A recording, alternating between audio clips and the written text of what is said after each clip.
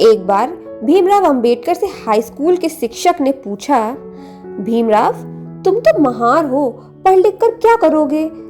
भीमराव ने शिक्षक को जवाब देते हुए कहा, मैं पढ़ लिख कर वकील बनूंगा, अछूतों के लिए नया कानून बनाऊंगा, छुआछूत का भेदभाव मिटाऊंगा जो सरकार को मानना पड़ेगा।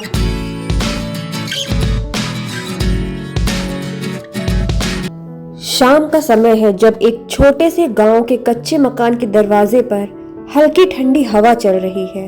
मिट्टी की दीवारों पर एक कमजोर दिया जल रहा है जिसकी लौ धीमी धीमी कांप रही है। कमरे के एक कोने में 14 साल का भीमराव किताबों में खोया हुआ है। उसकी आंखों में चमक है, मानो उसे पता है कि यह किताबें ही उसे अंधकार से प्रकाश की ओर ले जाएंगी। भीमराव अंबेडकर ने अपने यौवन काल में ही सामान्य अध्ययन की प्रवृत्ति विकसित कर ली, अतः वह पाठ्य पुस्तकों के अलावा अन्य बहुत सी पुस्तकें पढ़ा करते हैं। इस प्रवृत्ति से भीम में पुस्तकों को संग्रह करने का शौक पैदा हो गया। वह चाहते थे कि सभी पुस्तकें निजी रूप में हों उनके पास। भीमराव का यह शौक उनके पिताजी राम जी को थोड़ा महंगा पड़ने लगा।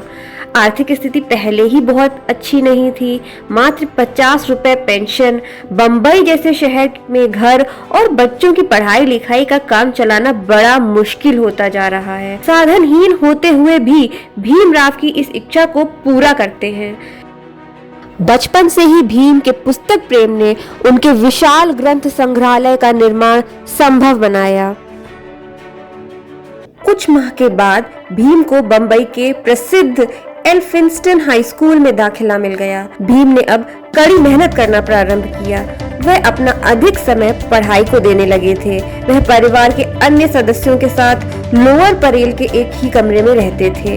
अलग से अध्ययन करने का कोई अवसर ही नहीं मिल रहा था।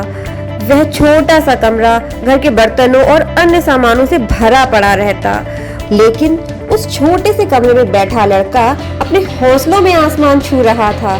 उसे पता था कि वह हार नहीं मानेगा। राम जी ने भीम के अध्ययन की समस्या अपने ही ढंग से सुलझाई। भीम को जल्दी सोने को कहा जाता था ताकि वह सुबह उठकर अच्छी पढ़ाई कर सके। भीम जमीन पर एक रजाई के ऊपर सो जाते थे। राम जी भीम को रात के 2 बजे जगा देते थे और फिर स्वयं सो जाते थे।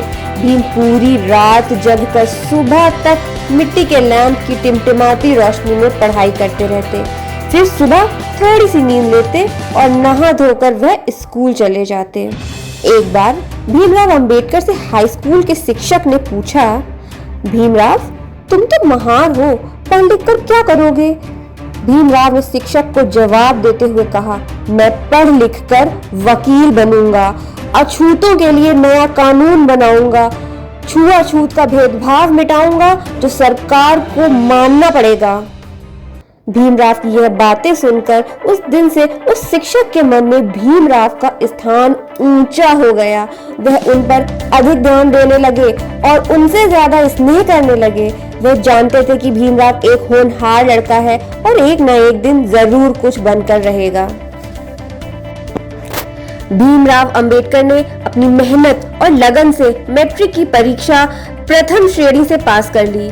मैट्रिक की परीक्षा उत्तीर्ण करने वाले वे महार जाति के प्रथम छात्र थे। अंबेडकर के घर परिवार और बंबई के अछूत समुदाय वालों को जब यह बात पता चली तो वहां खुशी की लहर दौड़ पड़ी। लोगों ने भीमराव का अभिनंदन करने के लिए पंडाल लगाकर सभा का आयोजन किया। निश्चय ही यह एक अछूत बालक के लिए एक बहुत बड़ी उपलब्धि थी।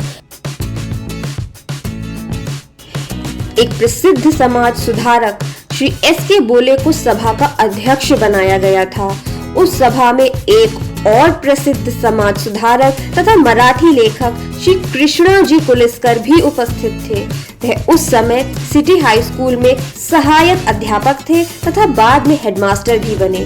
भीम और कुलिस्कर दोनों स्कूल की छुट्टी होते ही नियम पूर्वक पुस्तक पढ़ने के लिए चर्नी रोड गार्डन में निश्चित स्थानों पर जाकर बैठते थे। भीम को नियम पूर्वक पढ़ते देख कुलिस्कर बड़े प्रसन्न होते थे।